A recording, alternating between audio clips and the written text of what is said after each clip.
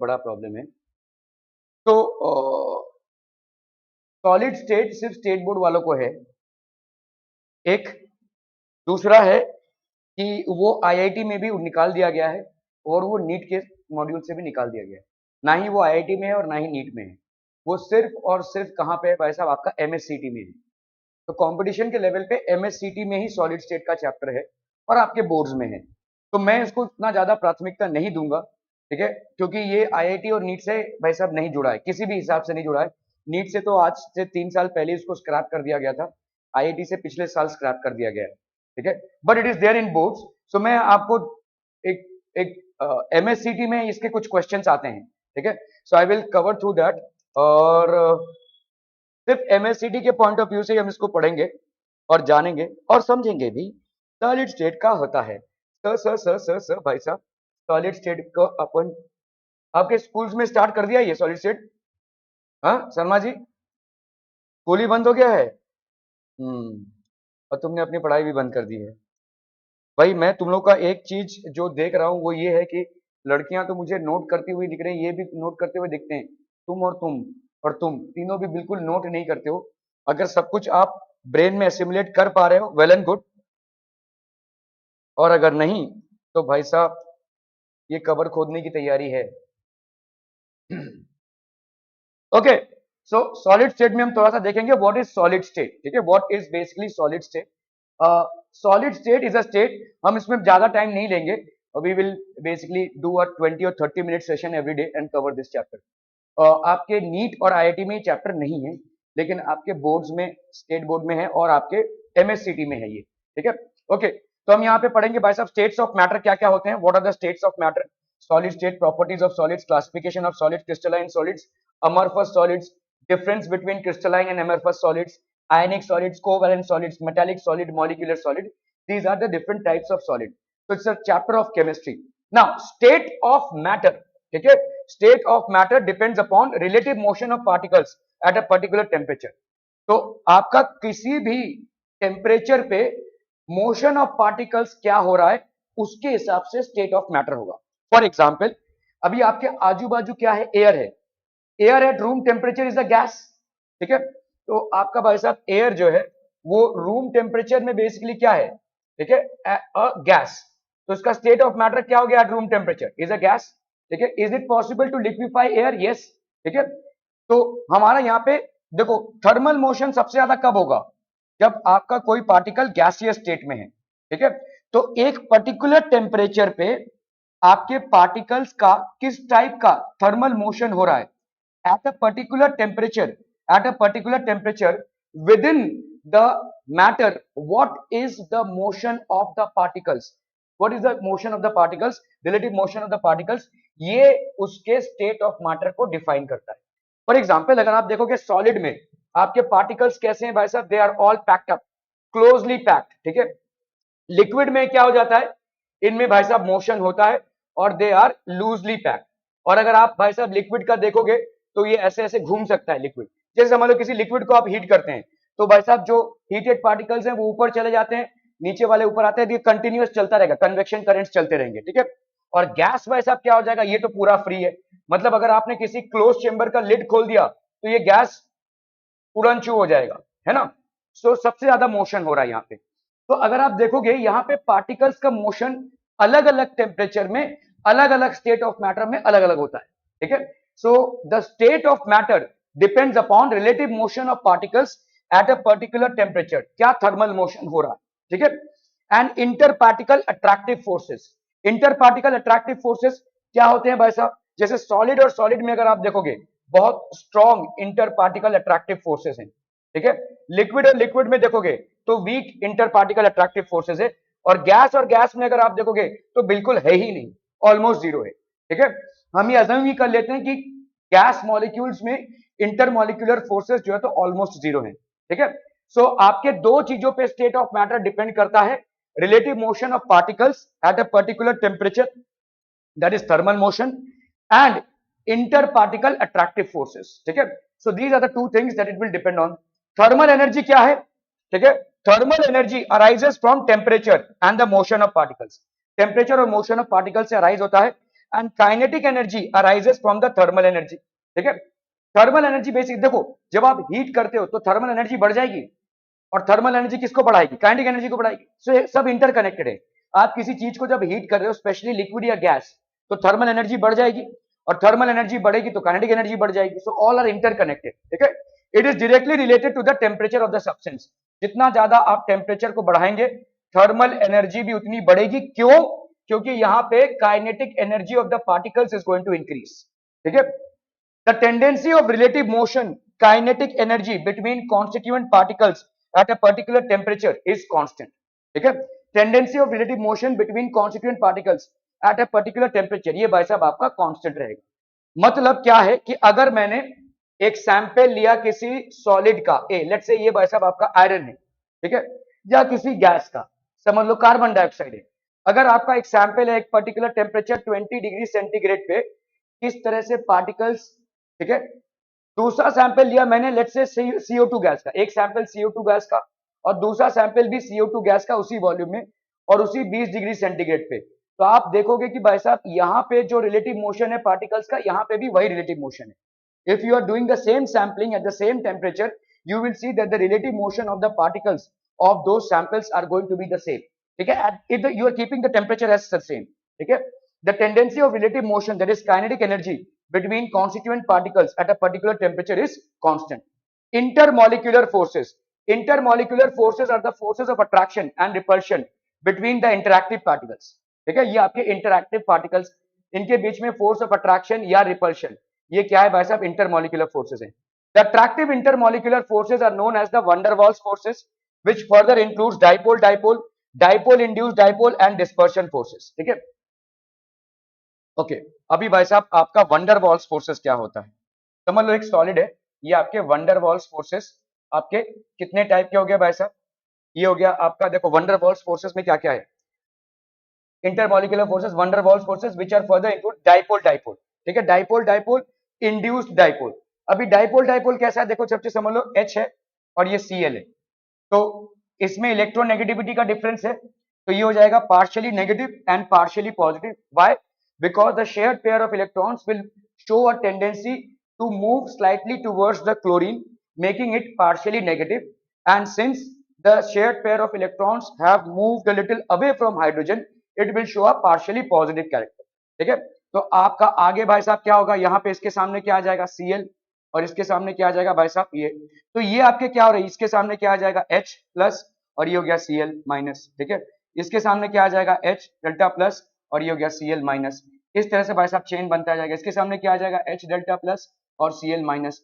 तो अगर आप देखोगे हर जगह पे ऐसा एक भाई साहब बॉन्डिंग बनती जाए, ये बॉन्डिंग नहीं है बट एक अट्रैक्शन है, तो this is called van der Waals forces, और इसको हम बोलते हैं डाइपोल डाइपोल इंटरैक्शन।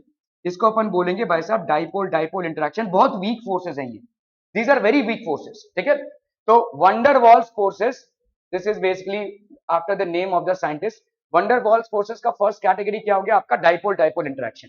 ठीक है, ओके। दूसरा क्या है भाई साहब, इंड्यूस्ड डाइपोल। ठीक है, इंड्यूस्ड डाइपोल हम किसको बोलेंगे, इंड्यूस्ड डाइपोल। अगर भाई साहब समझो इसके सामने किसी पॉजिटिव ए के सामने कोई मॉलिक्यूल है, यहाँ पे भाई साहब प्लस चार्ज है, तो उसके सामने जो मॉलिक्यूल आएगा उसमें नेगेटिव चार्ज आ जाएगा। भाई साहब देखो इंडक्शन जैसे होता है, कैसे, अगर समझ लो यहाँ पे एक पॉजिटिवली चार्ज बॉडी है और किसी न्यूट्रल बॉडी के सामने हम इसको ला रहे हैं, ठीक है, तो न्यूट्रल बॉडी में ये जो इलेक्ट्रॉन्स है इधर जमा हो जाएंगे, तो this will become slightly negative and this will become slightly positive. इस यहाँ पे एक थोड़ा सा बॉन्डिंग हो जाएगा। बॉन्डिंग मतलब कोई बॉन्ड नहीं डेवलप हो रहा है बट इट इज इंड्यूस्ड, ये प्लस की वजह से ये नेगेटिव आ रहा है, तो इसको अपन क्या बोलेंगे, इंड्यूस्ड डाइपोल। इससे भी भाई साहब आपके मॉलिक्यूल्स में क्या होता है, आपके मॉलिक्यूल्स में अट्रैक्शन बढ़ता है। ठीक है, ये भी एक बहुत आराम से आप इसको भी ओवरकम कर सकते हैं by applying sudden amount of energy. Heat energy आपने दिया तो ये भी टूट सकता है। ठीक है, इसके बाद आता है आपका लंदन, लंदन जाएंगे हम और करेंगे डिस्पर्सन। ठीक है, लंदन डिस्पर्सन फोर्सेस, अभी इसको समझ लेते हैं थोड़ा सा। ठीक है, लंदन डिस्पर्सन फोर्सेस क्या है समझो। ठीक है, अभी लेट्स से ये कोई एटम है, प्रोटॉन्स और न्यूट्रॉन्स हैं यहाँ पे, और ये इलेक्ट्रॉन्स घूम रहे हैं वैसे। ठीक है, इलेक्ट्रॉन्स भाई साहब कभी भी कहीं भी पाए जा सकते हैं, आपने स्ट्रक्चर ऑफ एटम में पढ़ा है। ऐसा हो सकता है कि इलेक्ट्रॉन्स घूमते घूमते इस ऑर्बिट को सारे एक जगह पे एक साथ आ गए, जमघट हो गई इनकी, है ना। आप किसी भी इलेक्ट्रॉन के बारे में ऐसा नहीं बोल सकते कि इस टाइम पे यहां पे ही होगा। हमने एक अनसर्टेनिटी प्रिंसिपल पढ़ी है, हाइसेनबर्ग का uncertainty principle. So it is difficult और rather impossible to predict the position and momentum of an electron at the same point, ठीक है। तो कहीं भी हो सकते हैं ये, तो समझ लो यहाँ पे थोड़ा सा जमघट हो गया। अगर इलेक्ट्रॉन्स का जमघट यहाँ पे हो जाता है तो यहाँ पे क्या हो जाएगा, पार्शियल नेगेटिव चार्ज हो जाएगा। और जब भी पार्शियल नेगेटिव चार्ज होता है तो उसके ऑपोजिट साइड में क्या हो जाएगा, पार्शियल पॉजिटिव। ये एक एक्सीडेंटल फिनोमिना है, ठीक है। ऐसे ही, ठीक है, जब आपके इलेक्ट्रॉन्स घूम रहे हैं तो हो सकता है ना कि एक टाइम पे यहाँ पे थोड़ा सा भीड़ बढ़ गया, जैसे यहाँ पे भीड़ बढ़ जाएगा तो नेगेटिव चार्ज हो, यहाँ पे पॉजिटिव। अभी इसका रिजल्ट क्या होगा, अगले वाले एटम में, अगले वाले एटम में इलेक्ट्रॉन्स अभी अपने आप यहाँ पे इकट्ठा हो जाएंगे क्योंकि नेगेटिव चार्ज क्रिएट कर रहा है। तो यहाँ पे वही, यहाँ पे वैसा वैसा, तो इस एटम और इस एटम में एक वीक बॉन्ड डेवलप हो जाएगा। यहाँ पे अगले वाले एटम का इलेक्ट्रॉन्स का इकट्ठा होना एक्सीडेंटल नहीं है। This can be just by chance or accidental, but this is not. Why? Because these electrons are getting accumulated here as per the positive charge that has been developed here. This is not an accidental phenomena. तो इस तरह से छोटे छोटे ऐसे bonds develop होते हैं।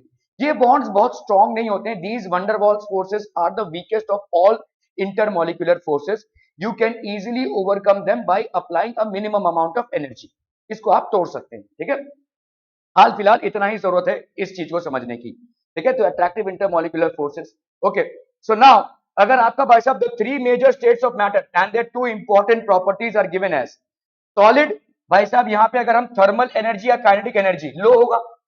Thermal energy और काइनेटिक एनर्जी से सेम, ठीक है। मूवमेंट ऑफ पार्टिकल्स की वजह से थर्मल एनर्जी होती है, मतलब काइनेटिक एनर्जी होती है, और काइनेटिक एनर्जी की वजह से ही थर्मल एनर्जी होती है। क्या सॉलिड में पार्टिकल्स रमारम मूव करेंगे? नहीं, they will be not be moving. तो यहाँ पे थर्मल एनर्जी या काइनेटिक एनर्जी लो होगी, ठीक है। इंटर पार्टिकल अट्रैक्टिव फोर्सेस इनका क्या होंगे भाई साहब, स्ट्रॉन्ग होंगे। Intermolecular forces are the strongest in solids, ठीक है, okay. Intermolecular forces are the strongest in the solids, okay. अभी हम देखते हैं भाई साहब लिक्विड में। तो लिक्विड में it is intermediate between solid and gas, ठीक है। इट इज इंटरमीडिएट, ठीक है, मतलब एक thermal or kinetic energy is intermediate between solid and gas, and interparticle attractive forces between the liquid molecules is also intermediate between liquid and gas. Now we are coming to gas. gas में भाई साहब ठपाठप move कर रहे हैं ये लोग, ठीक है। आपने यहाँ पे एक अगरबत्ती जलाई तो वहां तक स्मेल पहुंचने में सेकंड्स लगेंगे।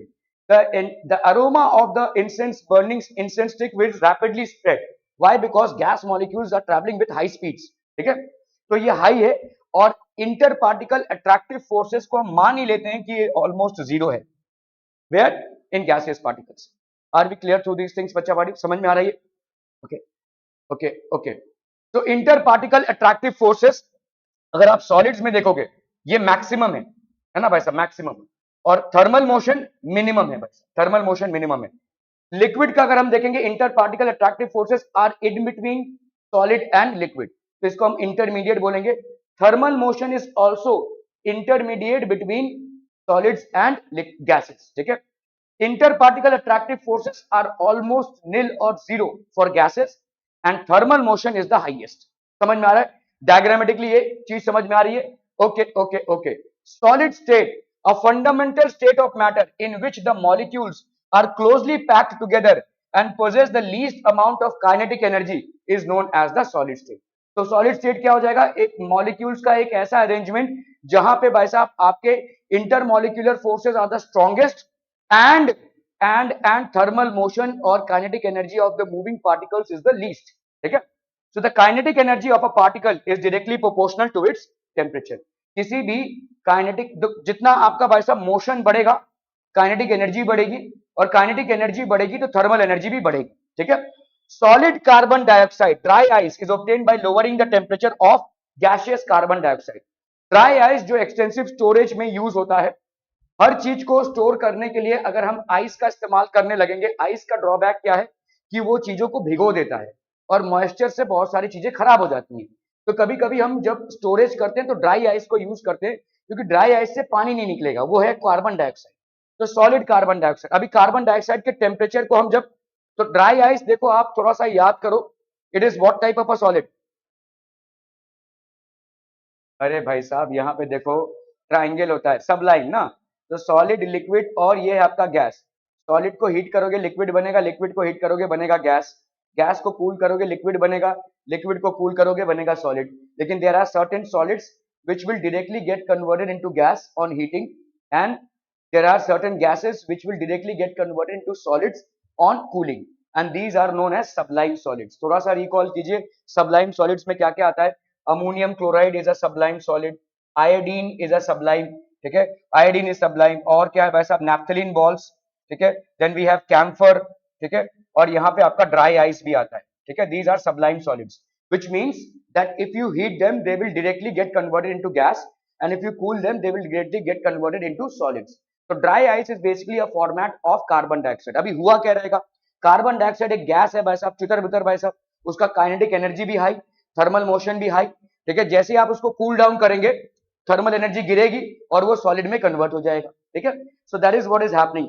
Solid carbon dioxide is obtained by lowering the temperature of gaseous carbon dioxide sample. Are we clear to this? Okay okay okay, ठीक है। Why do we need to study solids? To understand how different arrangements of particles results in several types of structures. अलग अलग type के structures बनते हैं, और ये बनते हैं आपके किससे, अरेंजमेंट, ठीक है। And explore why different arrangements of structural units lend different properties to solids. और इसी स्ट्रक्चर की वजह से अलग अलग प्रॉपर्टीज आती हैं आपकी, ठीक है, इसी स्ट्रक्चर की वजह से आपके अलग अलग प्रॉपर्टीज आती हैं। The correlation between structure and properties helps in the discovery of new solid materials with desired properties. तो अगर हमने देखा कि भाई साहब देखो ये अरेंजमेंट है, और इस अरेंजमेंट की वजह से इस पर्टिकुलर सॉलिड से हमको ये प्रॉपर्टीज मिल रही हैं, तो अगर हमने अरेंजमेंट में थोड़ा सा इधर उधर किया, would there be a possibility to get a different solid? Yes. आपका एक चैप्टर था सेमीकंडक्टर्स, आपने थोड़ा पढ़ा हुआ है। सेमीकंडक्टर्स क्या होता है? सेमीकंडक्टर्स में एक फिनोमिना होता है जिसको हम बोलते हैं डोपिंग। डोपिंग मतलब ड्रग्स मारना नहीं, यहाँ पे डोपिंग मतलब क्या होता है, किसी सॉलिड में आप कोई इम्प्योरिटी डाल के उसकी प्रॉपर्टीज को चेंज कर रहे हैं, ठीक है। तो जैसे आपने देखा था भाई साहब, अगर कोई सिलिकॉन है, ठीक है, सिलिकॉन के इस तरफ के ग्रुप के एलिमेंट्स से डोपिंग करा सकते हैं, और इस तरफ के ग्रुप के एलिमेंट से भी हम डोपिंग करा सकते हैं। जब हम डोपिंग करा सकते हैं तो ये ऑटोमेटिकली क्या बन जाते हैं, कंडक्टर्स बन जाते हैं, ठीक है, दे बिकम कंडक्टर्स। तो ये आपके सॉलिड स्टेट के अरेंजमेंट की वजह से है। सॉलिड स्टेट में आपने क्या कर दिया भाई साहब, एक सॉलिड को डाल दिया बीच में अरेंजमेंट में, और प्रॉपर्टी भाई साहब चेंज हो गई। पहले वो इंसुलेटर था, लेकिन अभी वो भाई साहब कंडक्टर बन गया है। So that is how the properties change. Are we clear? ठीक है। So carbon nanotubes, it is tougher than steel, lighter than aluminium, and have more conductive property than copper, ठीक है। तो अगर आप देखोगे कार्बन नैनोट्यूब्स हैं, ये कार्बन नैनोट्यूब्स स्टील से भी ज्यादा टफ होते हैं। और आप देखोगे स्टील में जो अलॉय यूज हुआ है, steel is basically N alloy, stainless steel, उसमें कार्बन मिक्स हुआ है, किसके साथ, आयरन के साथ, ठीक है। Lighter than aluminium and have more conductive property than copper, copper से भी इसकी कंडक्टिव प्रॉपर्टी ज्यादा है, कार्बन नैनोट्यूब्स बोलते हैं इनको, ठीक है। तो other examples, high temperature superconductors, जैसे मैंने आपको बोला भाई साहब, ठीक है, magnetic materials, biodegradable polymers for packaging, bio compliant solids for surgical implants etcetera. आज की तारीख में ये बहुत ज्यादा, मैं आपको बोल रहा हूं ना कि ठीक है, इंजीनियरिंग का करियर या मेडिकल करियर इज एवरीबडी, ये ओल्ड करियर्स में आज भी चल रहे हैं, आज भी इनका दारोदामा है, ठीक है, आज भी इनका काफी सारा इंपॉर्टेंस है। लेकिन अभी धीरे धीरे आपके जो करियर्स ओरिएंट हो रहे हैं, या कंपनीज जिन लोगों को हायर कर रही है, ऐसे लोगों को हायर कर रही है जो सस्टेनेबल एनवायरमेंटल डेवलपमेंट में थोड़ा बहुत नॉलेज रखते हो, ठीक है। क्योंकि कंपनीज पर भी केसेस बन रहे हैं, गवर्नमेंट केसेस ठोक रही है, क्यों? क्योंकि भाई साहब अगर आपने कोई ऐसा प्रोसेस लगाया है कंपनी में जिससे आपका मैन्युफैक्चरिंग तो टेक केयर हो रहा है, लेकिन बायो में डिग्रेडेशन हो रहा है, तो उस पर आप पे बड़ा टैक्स लग सकता है, जुर्माना लग सकता है, आपकी कंपनी पे ताला भी पड़ सकता है। तो अगर आपने उसी प्रोसेस को टर्न करके किसी बायो प्रोडक्टिव यूनिट में डाला, मतलब आपका बायोलॉजिकल एनहेंसमेंट हो रहा है, तो आपका प्रोडक्टिव, आप गवर्नमेंट आपको उल्टा टैक्स बेनिफिट देगी, ठीक है। तो जैसे यहाँ पे देखो, आज की तारीख में बायोडिग्रेडेबल पॉलीमर्स फॉर पैकेजिंग, तो आपके पॉलीमर जैसे प्लास्टिक आप यूज करते हो, that is not a biodegradable polymer. If you are using plastic for packaging and all, you can certainly use it, but it is not biodegradable. In fact it in large numbers is basically deteriorating your environment, ठीक है। लेकिन यहाँ पे ये use हो रहा है bio compliant solids for surgical implants. Surgical implant जहाँ पे ऑपरेशन वगैरह हो रहा है, सर्जिकल इम्प्लांट्स हो रहे हैं, तो वहां पे आप बायो कंप्लायंट मतलब बायोलॉजी में कंप्लायंट सॉलिड्स को यूज कर रहे हैं। सच materials may play an expanding role in future development of science and society. Thus, the study of this state becomes more important in the present scenario. ठीक है, तो अभी हम बात करेंगे प्रॉपर्टीज ऑफ सॉलिड। सॉलिड का प्रॉपर्टी क्या है, बचपन से पढ़े और भाई साहब, इनका क्या होता है, definite mass, volume and shape. इनका मास डेफिनेट होता है, volume and shape. Least inter particle distance in solids as compare to liquids and gases. दो पार्टिकल्स के बीच में लीस्ट डिस्टेंस होता है। लिक्विड्स में ये डिस्टेंस थोड़ा सा ज्यादा हो जाता है और गैसेस में तो इस डिस्टेंस का कोई ठिकाना ही नहीं है, ठीक है। तो इसका मतलब least distance, inter particle distance between two molecules of the solids is the least. Strong inter particle forces of attraction, बहुत स्ट्रॉन्ग होता है, ठीक है। Generally solids have high density, बहुत हाई डेंसिटी होती है इनकी, ठीक है। Solids have low diffusibility. Now what is diffusion, ठीक है। जैसे आप एक लिक्विड में एक कोई सॉलिड डालते हैं तो वो डिफ्यूज करेगा।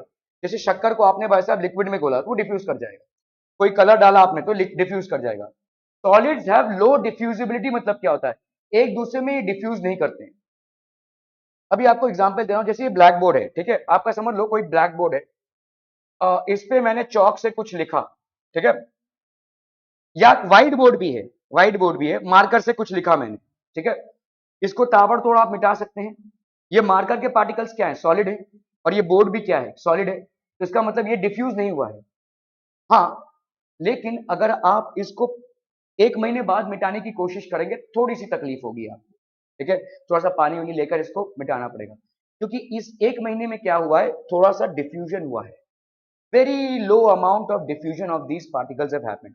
आप देखोगे जैसे आपके घर में अगर कोई मेटल का, ये पुराने गांव में होगा, देखो अगर कोई मेटल का बक्सा है ऐसा, ठीक है, बॉक्स है, ठीक है, इसमें जो भी है, उसके ऊपर भाई साहब आपने कोई दूसरा बॉक्स रख दिया है और ये बहुत दिनों से है, तो जब आप इस बॉक्स को हटाएंगे तो यहाँ पे थोड़ी सी मार्किंग दिखेगी आपको, है ना। ये क्यों हुआ है, ये इतने दिनों से रखा हुआ था तो इस पार्टिकल का इसमें थोड़ा सा डिफ्यूजन हुआ है, a slight diffusion has happened, बहुत स्लाइट डिफ्यूजन, ठीक है, क्लियर है, समझ में आ रहा है। So this diffusion happens over a very long period of time. और अगर आप उसको वैसा ही रख देंगे, अगर आप इस बक्से का पोजीशन रोज इसको ऊपर नीचे करेंगे या हटाएंगे तो ये नहीं होगा, ये वैसे का वैसा ही धरा पड़ा रहेगा बहुत महीनों से, तब जाकर आपको एक मार्किंग दिखेगी, ठीक है। तो लो डिफ्यूजिबिलिटी है, एक सॉलिड दूसरे सॉलिड में ऑलमोस्ट डिफ्यूज नहीं करता है, ठीक है। जैसे आप देखोगे बहुत सारे डोर हैंडल्स में, डोर हैंडल्स, ठीक है, डोर हैंडल्स का अगर कलर होगा तो वो बहुत दिनों बाद वो कलर थोड़ा सा फेड आउट होगा, क्योंकि लोग उसको पकड़ रहे, खोल रहे, पकड़ रहे, तो आप देखोगे थोड़ा सा वहां पे कलर फेड आउट हुआ है, but this will happen after a very long period of time, ठीक है। सो ये सॉलिड्स की डिफ्यूजिबिलिटी जो है, एक सॉलिड का दूसरे में डिफ्यूजन, ये बहुत स्लो स्टेप है, it's an extremely slow step, ठीक है, क्लियर है। Constituting particles have fixed positions. They can only oscillate about their mean position, that is a vibration motions only.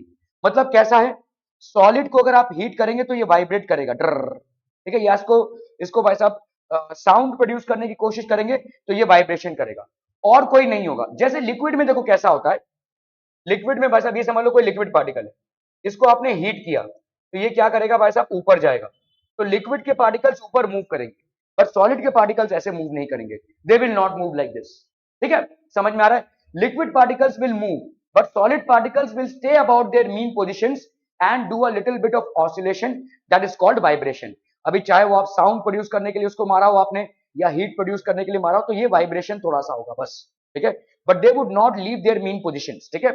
Solids are rigid and have negligible compressibility, ठीक है, rigid ठोस होते हैं भाई साहब, और इनको आप कंप्रेस ऑलमोस्ट नहीं कर सकते, ठीक है। किसी लिक्विड को आप कंप्रेस कर सकते हैं थोड़ा सा, गैस को आप हाईली कंप्रेस कर सकते हैं, ठीक है, पर सॉलिड्स को आप कंप्रेस नहीं कर सकते। These are properties of solids which you are already aware of. Now classification of solids, तो आपके क्लासिफिकेशन ऑफ सॉलिड्स में based on the forces amongst the constituent particles, जो कॉन्स्टिट्यूएंट पार्टिकल्स हैं उनके बीच में किस तरह के फोर्सेस हैं, इस पे हम एक क्लासिफिकेशन कर सकते हैं। And based on the arrangement of the particles, और पार्टिकल्स कैसे अरेंज्ड हैं उस पे भी हम भाई साहब क्लासिफिकेशन कर सकते हैं। So there are two ways of classifying based on the arrangement of particles. किस तरह से particles arranged है. Solids can be classified as crystalline or amorphous on the basis of the nature of the order present.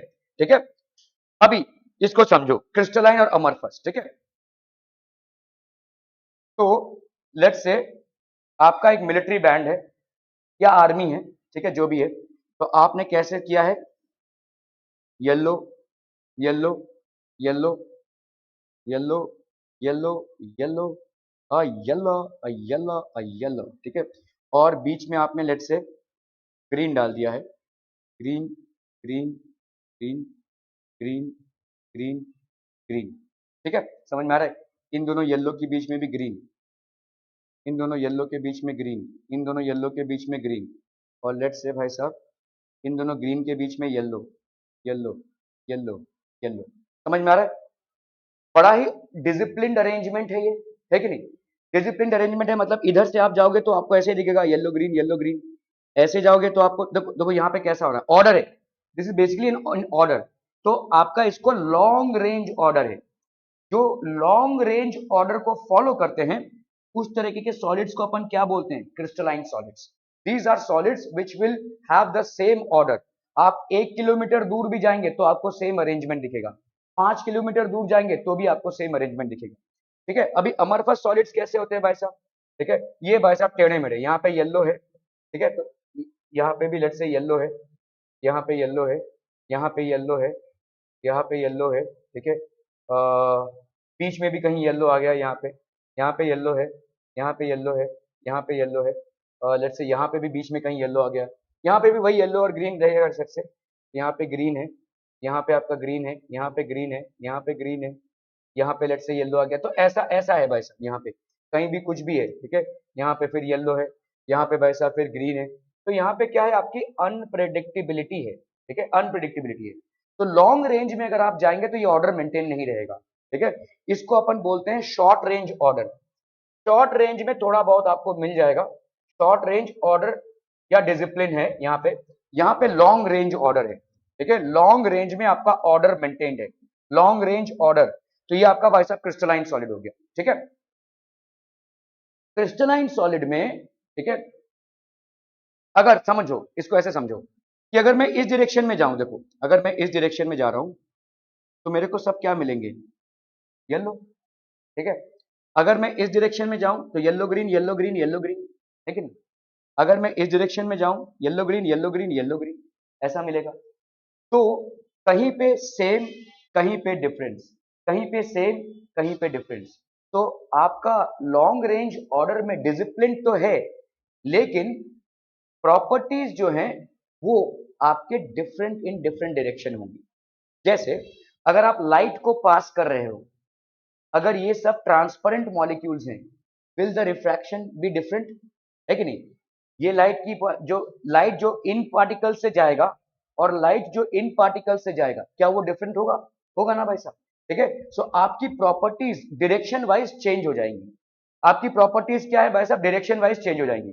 So if you are basically going for your physical properties like density, refractive index, ठीक है, इन सब properties में आपको खासा change मिलेगा जब आप direction को चेंज करेंगे. अगर आप इसमें आते हैं तो ये आपका शॉर्ट रेंज ऑर्डर है. यहाँ पे पूरी भीड़ है भाई साहब, ठीक है, पूरी भीड़ है तो कोई ऑर्डर ही पहली बात नहीं है. तो चाहे तुम इस डायरेक्शन में जाओ, चाहे तुम इस डायरेक्शन में जाओ, चाहे तुम इस डायरेक्शन में जाओ. जैसे समझ लो अभी आप देख रहे हैं कि एक मैदान है, उसमें बहुत लोग हैं. अभी आपको इस मैदान को क्रॉस करके उस तरफ जाना है. ठीक है, आप सोच रहे भाई साहब कैसे मैं जल्दी पहुंचूं. कुछ नहीं होगा भाई साहब, आप इधर से जाओ तो भी उतना टाइम लगेगा क्योंकि भीड़ आपकी बराबर है. तो यहाँ पे पूरी भीड़ है, मतलब एक ऐसा भीड़ है जो आपके, तो आप प्रॉपर्टीज को चाहे जिस तरह से भी लो, प्रॉपर्टीज आपको सेम ही मिलेंगी. Physical properties, the value of physical properties like density, refractive index etcetera in any direction is going to be the same. यहाँ पे क्या होगा, the value of physical properties will be different in different directions. Although there is order and discipline here, although there is no order and discipline here, but the value of physical properties will be different in different directions. यहाँ पे value of physical properties will be different in different directions. यहाँ पे value of physical properties will be almost the same. अभी आते हैं एक और चीज पे, जैसे अगर मैंने सॉलिड को हीट किया, इसको मेल्ट कराने की कोशिश की, ठीक है, तो अगर आप देखोगे क्रिस्टलाइन सॉलिड्स का ना बराबर एक पर्टिकुलर मेल्टिंग पॉइंट होगा। जैसे समझो आयरन है, आयरन का भाई साहब मेल्टिंग पॉइंट कितना है 1538 डिग्री सेंटीग्रेड, ठीक है, बराबर इस टेम्परेचर पे पूरा का पूरा आयरन मेल्ट हो जाएगा, पूरा का पूरा आयरन मेल्ट हो जाएगा।